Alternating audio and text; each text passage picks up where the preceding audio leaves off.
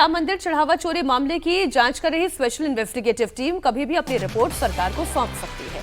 खबर है कि एसआईटी ने अपनी रिपोर्ट तैयार कर ली है। सूत्रों से मिली जानकारी के मुताबिक एसआईटी रिपोर्ट में चढ़ावा चोरी में दोषी और लापरवाही बरतने वाले लोगों के बारे में अलग अलग बताया जाएगा। सूत्रों के मुताबिक एसआईटी की फाइंडिंग में पता चला है कि बैंक के साथ जो मंदिर ट्रस्ट का एमओयू हुआ था उसकी प्रक्रिया का पालन नहीं किया गया, इसी वजह से चोरी हुई।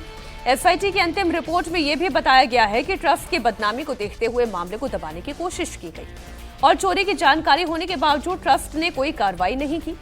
एसआईटी की रिपोर्ट में तिन्नू यादव के ऊपर जरूरत से ज्यादा भरोसा जताने को लेकर भी सवाल है। इसी अति भरोसे की वजह से चोरी की रकम दूसरे आरोपियों के साथ साथ तिन्नू के पास से भी बरामद हुई है। अब सबको इस अंतिम रिपोर्ट का इंतजार है, जिसके बाद बड़े एक्शन देखने को मिल सकते हैं। अब ये जो बात है, ये तो पहले दिन से समझ में आ रहा था कि कितनी लापरवाही सज्जन जी हुई है। अति विश्वास किया गया, मैं इसे अति विश्वास भी नहीं कहती, मैं कहती हूँ अंधविश्वास किया गया। बिल्कुल। किसी के हाथ में चाबी थमा कर अपनी तिजोरी की और फिर आप भूल गए।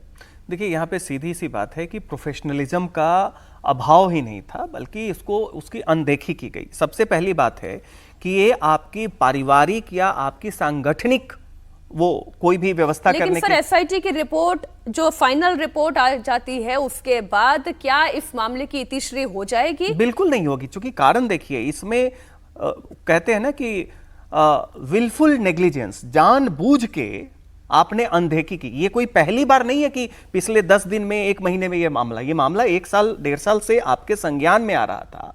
तो अनदेखी की अगर क्रम को भी आप देखें, जो उसमें ट्रस्टी थे, जो जिम्मेदार लोग थे, वो लगातार करते आ रहे थे।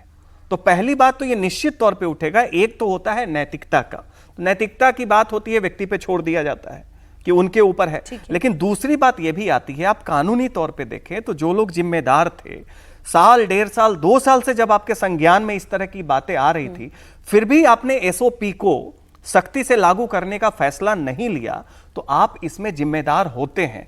तो ये बात अगर इसमें जो ट्रस्टीज थे, चंपत राय जी जैसे बाकी लोग हैं, उनको भी कानूनी कार्रवाई के परिधि में नहीं लाया गया, तो देखिए कानूनी तौर पे ये सवाल बचा रहेगा। क्योंकि ये मामला केवल अनदेखे में अनदेखी की नहीं है, जानबूझ के अनदेखी की गई है और वो लंबे समय तक की गई। इसका कोई पॉलिटिकल इंप्लीकेशन होगा?